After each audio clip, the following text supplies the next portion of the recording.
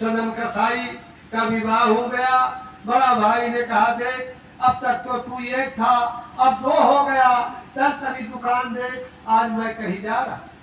सदन जी पढ़ा लिखा नहीं थे, भगवान के भगत थे, कसाई घर परिवार में पैदा हुए थे, लेकिन उनकी भाव बड़ी ऊंची थी। एक शालिग्राम थे, उन्हीं से मांस तोलते थे। उधर से पंडित बाबा आ गए, ओ सदन तेरे शालिग्राम बड़े सुघर हैं, हमको दे दो। ये गद्दा जी क्यों तोलते, मेरे शालिग्राम को ले लो।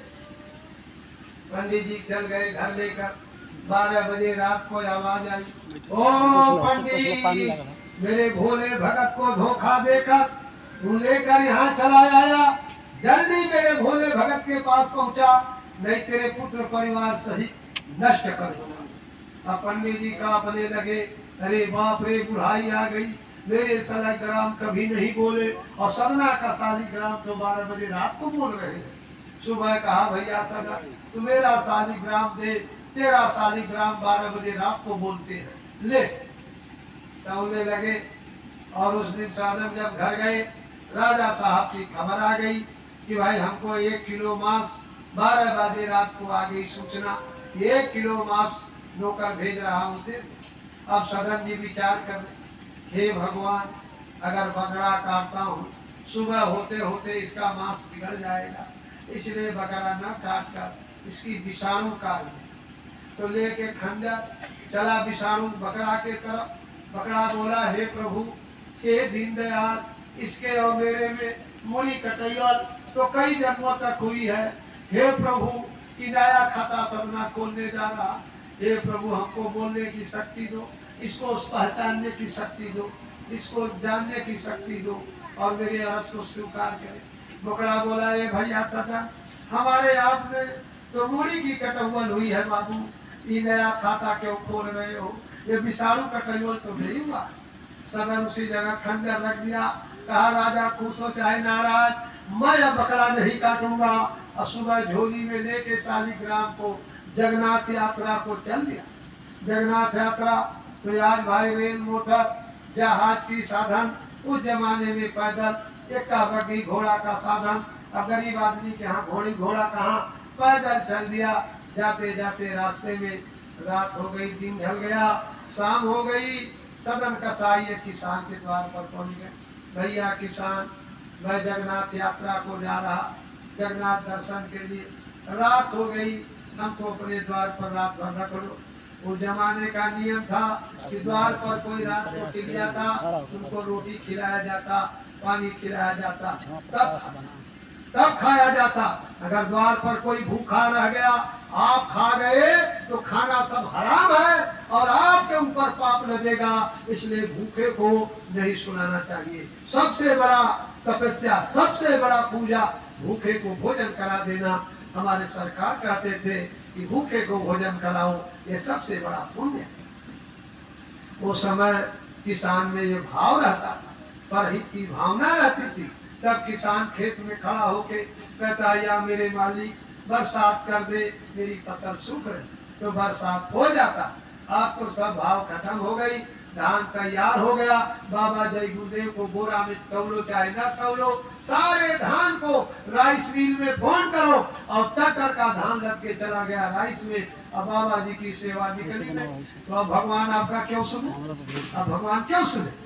भगवान भाई धर्म करोगे, भला करोगे तब तो लाभ होगा, प्रभु को याद करोगे तब तो प्रभु याद होगा। और सुख में सुमिरन किए नहीं, दुख में करते याद, कहे कबीरता दास को, कौन सुने फरियाद, अब कौन सुनेगा? चिल्लाए किसान। ए भाई बहन रात को रुक गए। किसान बोला कोई बात नहीं भैया, मालिक का सब दिया हुआ है, आप भोजन करिए, आराम करिए।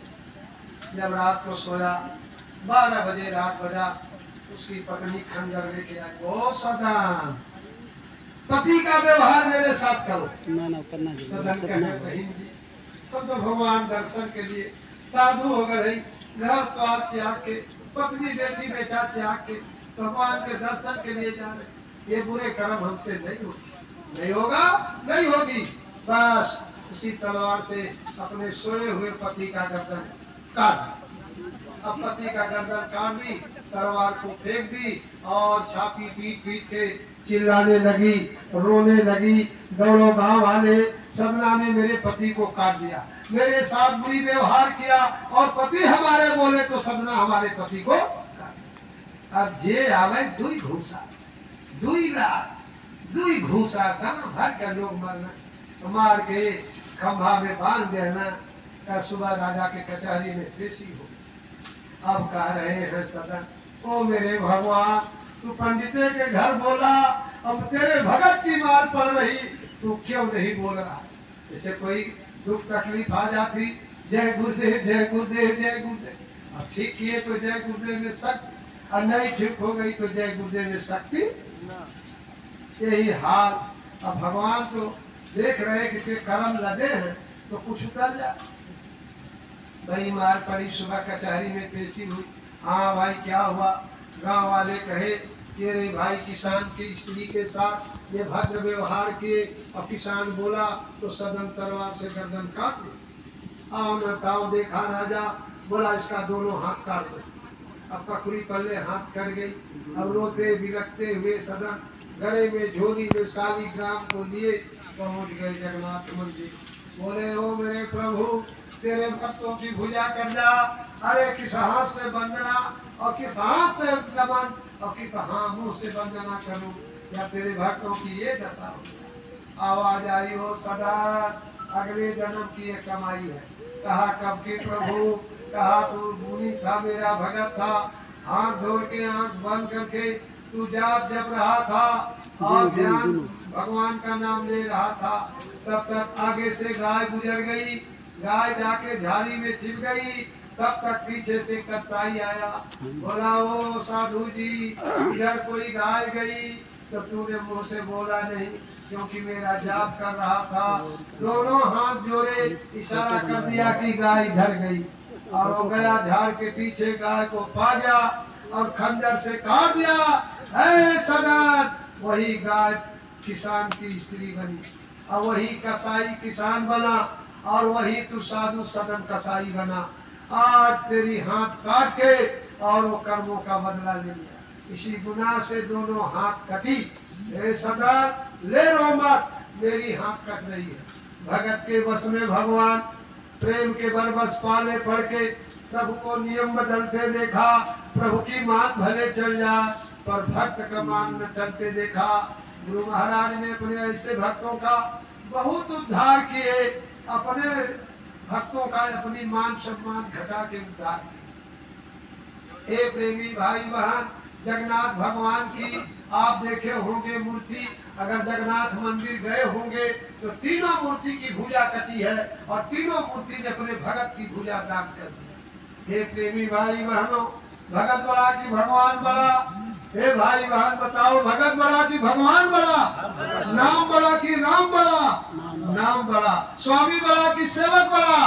हे भाई बहन, अगर सेवक धर्म हम निभा दे तो ये तो आपके पीछे पीछे घूमेंगे, और पीछे